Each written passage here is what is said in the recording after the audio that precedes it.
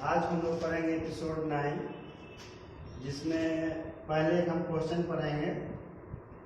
Question है कि जब दो वस्तुओं को आपस में रगड़ा जाता है तो उनके बीच इलेक्ट्रॉनों का ही त्याग और ग्रहण क्यों होता है, प्रोटॉन का त्याग और ग्रहण क्यों नहीं होता है। जैसे कोई जो हम वस्तु ले लेते हैं, मान लीजिए कि एक वस्तु ए और दूसरा वस्तु बी, और दोनों को आपस में हम लोग घर्षण कराते हैं तो दोनों वस्तुओं के बीच में कोई एक वस्तु इलेक्ट्रॉन का त्याग करता है और दूसरा वस्तु उस इलेक्ट्रॉन को ग्रहण करता है। तो क्वेश्चन है कि दोनों वस्तुओं के बीच में कोई एक इलेक्ट्रॉन का त्याग क्यों करता है, प्रोटॉन का त्याग क्यों नहीं करता है। तो इसका कारण हम लोग जानेंगे कि प्रत्येक पदार्थ जो है परमाणु से बना होता है और परमाणु के बीच में नाभिक होता है। नाभिक में प्रोटॉन न्यूट्रॉन होता है। नाभिक के चारों ओर कक्षाएं होती है जिसमें इलेक्ट्रॉन लगातार चक्कर लगाते रहते हैं। जब दो पदार्थों को हम आपस में घर्षण कराते हैं तो दोनों पदार्थों के बीच में ऊष्मा की उत्पत्ति होती है।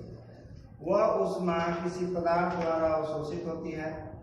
तो उसमें से जिस पदार्थ की इलेक्ट्रॉन की बंधन ऊर्जा कम होती है वह पदार्थ इलेक्ट्रॉन का त्याग कर देता है, और जिस पदार्थ की इलेक्ट्रॉन की बंधन ऊर्जा का मान अधिक होता है वह पदार्थ उस इलेक्ट्रॉन को ग्रहण कर लेता है। लेकिन दोनों वस्तुओं में से केवल इलेक्ट्रॉन का त्याग ग्रहण क्यों होता है, प्रोटॉन का त्याग ग्रहण क्यों नहीं होता है।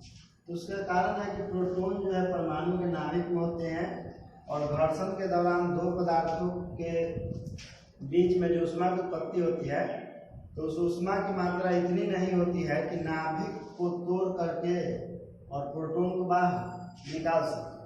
क्योंकि जब ऊष्मा परमाणु के अंदर में प्रवेश करता है तो सबसे पहले वह ऊष्मा का संपर्क इलेक्ट्रॉन से होता है। इलेक्ट्रॉन उस ऊर्जा को पाकर के अगली कक्षा में जंप कर जाती है और इस तरह से पदार्थ के बाहर निकल जाती है और उसके संपर्क वाली पदार्थ चला जाता है। तो इसका मुख्य कारण है कि प्रोटॉन को निकालने के लिए उतना ऊष्मा की उत्पत्ति नहीं होती है जिससे प्रोटॉन नाभिक से बाहर निकल सके। इसलिए दो पदार्थों के बीच में केवल इलेक्ट्रॉन का त्याग हो सकता है, प्रोटॉन का त्याग और ग्रहण नहीं हो सकता। तो चलिए इसका आंसर लिखिए कि जब दो वस्तुओं को आपस में रगड़ा जाता है तो उनके बीच ऊष्मा की उत्पत्ति होती है। जिस ऊष्मा को परमाणु का इलेक्ट्रॉन ग्रहण करके वस्तु के सतह के बाहर चला जाता है, लेकिन उत्पन्न ऊष्मा का मान परमाणु के नाभिक को तोड़कर प्रोटॉन को बाहर निकालने के लिए पर्याप्त नहीं होता है। अतः दो वस्तुओं के बीच केवल इलेक्ट्रॉन का ही त्याग और ग्रहण हो सकता है, प्रोटॉन का नहीं। इसके बाद हम पढ़ेंगे नेक्स्ट टॉपिक। ये भी एक क्वेश्चन है कि दो समान प्रकृति और समान आकार के वस्तुओं को जब आपस में घर्षण कराया जाता है तो दोनों में से कोई भी वस्तु आवेशित नहीं होती है। जैसे कि मान लीजिए कि यह मार्कर जिस पदार्थ से बना हुआ है यह मार्कर भी उसी पदार्थ से बना हुआ है, तो दोनों की प्रकृति भी समान है और दोनों एक ही पदार्थ से बना हुआ भी है और समान आकार का है। इन दोनों को हम आपस में कितना भी घर्षण कराते हैं तो दोनों वस्तु में से कोई आवेशित नहीं होता है। इसका कारण है कि जब हम लोग दोनों वस्तुओं को आपस में घर्षण कराते हैं तो दोनों वस्तुओं के बीच ऊष्मा की उत्पत्ति होती है, और चूंकि दोनों वस्तुओं के लिए इलेक्ट्रॉन बंधन ऊर्जा का मान एक समान होता है जिस कारण से दोनों वस्तु में से कोई इलेक्ट्रॉन का त्याग और ग्रहण नहीं करता है। तो चलिए क्वेश्चन लिखिए। समान प्रकृति तथा समान आकार के दो वस्तुओं को आपस में रगड़ने पर दोनों में से कोई भी वस्तु आवेशित क्यों नहीं होती है। समान प्रकृति तथा समान आकार के दो वस्तुओं को आपस में रगड़ने पर दोनों में से कोई भी वस्तु आवेशित क्यों नहीं होती है। इसका आंसर लिखिए कि समान प्रकृति तथा समान आकार के दोनों वस्तुओं के लिए इलेक्ट्रॉन बंधन ऊर्जा का मान समान होता है जिसके कारण दोनों में से कोई भी वस्तु आवेशित नहीं होती है। इसके बाद हम पढ़ेंगे, एक नोट पढ़ेंगे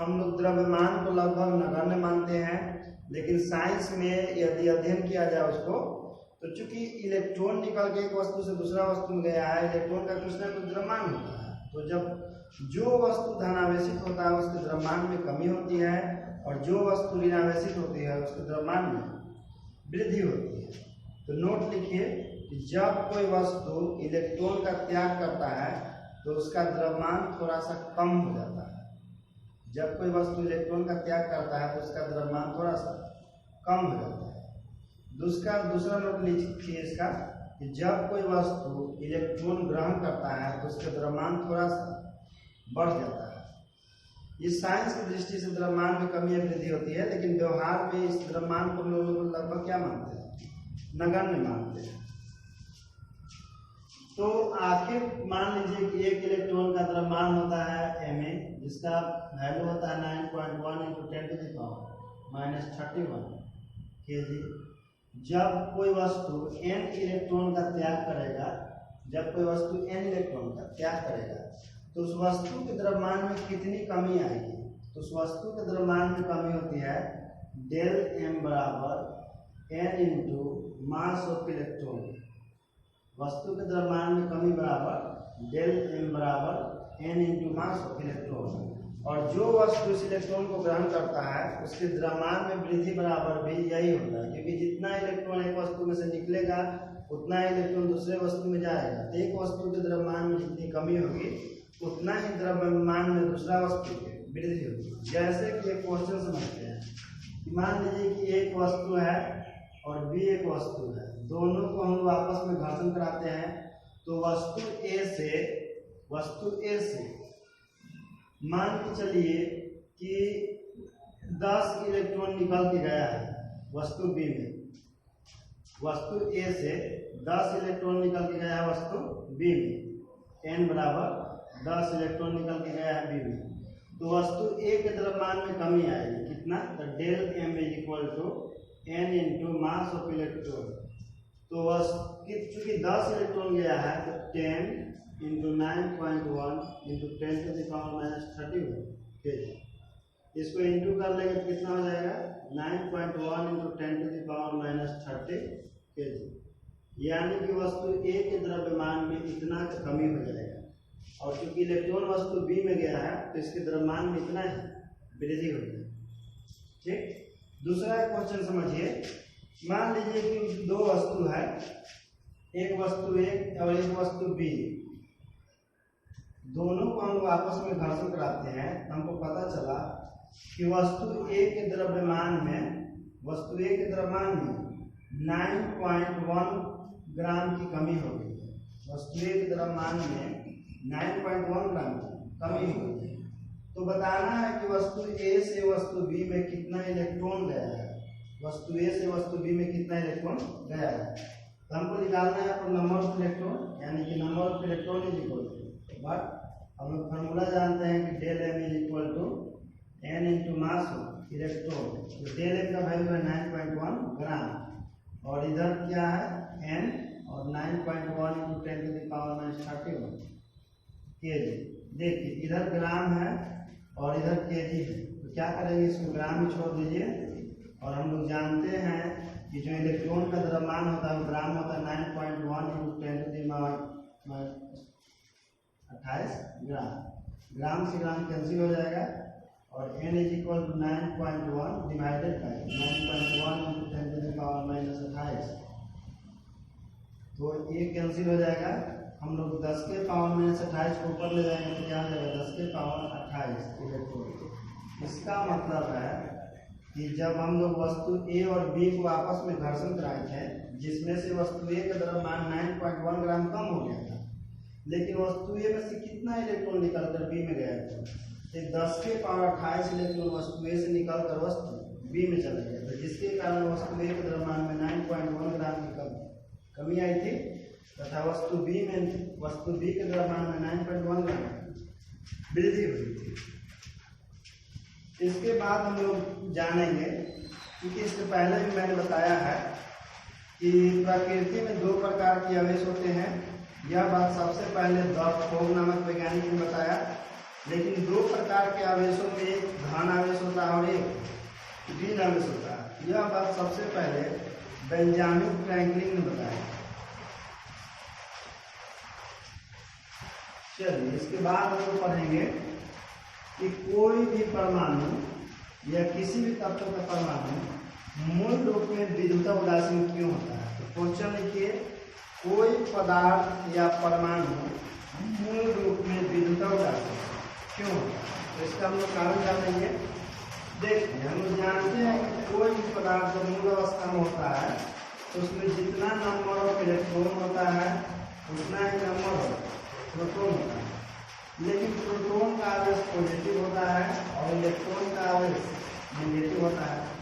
तो किसी भी परमाणु में जितना इलेक्ट्रॉन होता है उतना ही प्रोटॉन होता है। कुछ न्यूट्रॉन भी होते हैं, लेकिन न्यूट्रॉन का आवेश शून्य होता है। तो यदि हम परमाणु का टोटल आवेश निकालें किसी भी परमाणु का, तो -Na प्लस Na और न्यूट्रॉन का आवेश 0। देखिए कितना आएगा, टोटल आएगा 0। और जिस वस्तु का आवेश शून्य होता है उसको हम लोग विद्युत उदासीन बोलते हैं। क्वेश्चन लिखिए हो गया कि कोई पदार्थ मूल रूप से विद्युत उदासीन क्यों। इसका आंसर लिखिए कि किसी पदार्थ में मूल अवस्था में इलेक्ट्रॉनों एवं प्रोटॉनों की संख्या समान होता है, लेकिन इलेक्ट्रॉन एक ऋण आवेशित कण है तथा प्रोटॉन एक धन आवेशित कण है। इसलिए मूल रूप में पदार्थ के कुल आवेश के योगफल का मान हमेशा शून्य होता है। अतः मूल रूप में पदार्थ विद्युत उदासीन होता है। अर्थात पदार्थ का कुल आवेश बराबर, अर्थात पदार्थ का कुल आवेश बराबर इलेक्ट्रॉन का आवेश प्लस प्रोटॉन का आवेश और प्लस न्यूट्रॉन का आवेश। तो आवेश कितना आया 0। तो इसका आंसर हो गया। इसके बाद हम लोग पढ़ेंगे आवेश संरक्षण का सिद्धांत। तो टॉपिक लिखिएगा आवेश संरक्षण का सिद्धांत, जिसको हम लोग बोलते हैं law of conservation of charge.